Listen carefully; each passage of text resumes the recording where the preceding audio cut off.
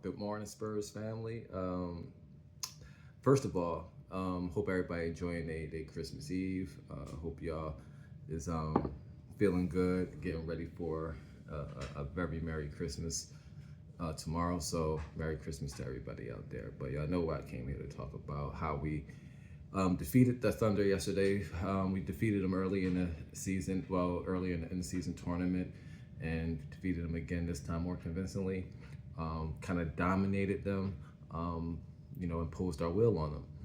And after the end season tournament, I was like, even though we lost, you know, it was a win for us because we seeing our young guys in the playoff atmosphere. We went against two championship contenders last year. I know Knicks lost in the conference finals, but that's a contending team in the East, and we was hanging in there with them. We defeated the Thunder, and then we turn around and do it again on our winning streak we have going on, and we did it in a dominating fashion.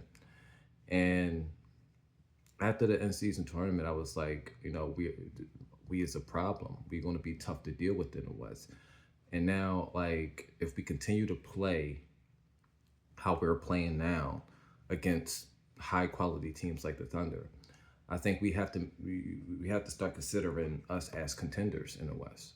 We no longer just that up and bubbling team, because if we can play neck and neck with contender teams and even defeating the champions in the way that we have lately. And it's not like a championship team that how some championship teams, they win it in the next year, they not really as good. The Thunder was off to a hot start again this year. They was really um, off to the races. And so this is not a championship team that's faltering. And we absolutely had our way with them. And I think if we can continue to keep, that momentum going, the consistency of how we're playing hard, tough, and making our shots and letting the game come to us, I think we are going to be contending for a title. Enough of we just an up and coming young team. We playing how we playing, we should be contending. I'm changing. I'm right now today. I'm changing my thoughts on this team from a team that can like that's going to be competing in the playoffs to a team that's contending for a championship in the playoffs. Unless we get an injury or something like that, God forbid. But this is a championship contending team, and Popovich in the front office did an amazing job. Hold on. Excuse me. Pop in the front office did an amazing job building his team, acquiring the players we acquired. Because that's not a easy job to do.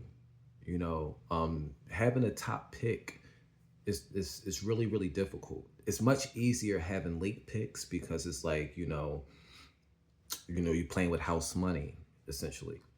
Even though you can still get some great players late in the draft, but when you have that those top five picks, it's a lot of pressure there, because if a guy has a lot of if a guy has a lot of, how would I say it, you know a reputation, he's popular, the consensus pick is this pick. A lot of GMs will fall for that and be, even though it could be holes there, like, I don't think this is the one, but they pick it because it's the popular pick. A lot of teams do that, believe it or not. And that's why you see a lot of the times, like, number one picks. A lot of number one picks don't turn out to be amazing, superstars. You know, and then some, in that same draft, it'd be other players. Like, who would have thought, right? The popular pick, a lot of the times. So Spurs, but they got it right every single top pick. Harper, amazing. Castle, amazing. Wembanyama, amazing. That's back to back to back years that they got it right. And you can't say, well, they had, like, that's what people say, we had top picks, but look at Atlanta. What's the guy name? The French guy. I mean, he's a good player, but he was the number one overall pick. I think he was in the same draft as Castle. So that is a perfect example of what I'm talking about here. It's not easy having a top pick, a top 5 pick. You got to really drown out the noise and go with what the film say and how this player can translate to the pros potential, and does his game translate? Will he be ready? Is he, mentally ready? All those things.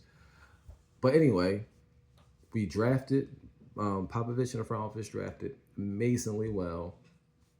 The off-season moves was brilliant. The in-season moves was brilliant. Acquiring Fox last year was brilliant. Like, it's a lot to be excited about, Spurs fans. It's a whole lot to be excited about. And I cannot wait until the next game. And I definitely can't wait until the playoffs. I'm going. Go Spurs.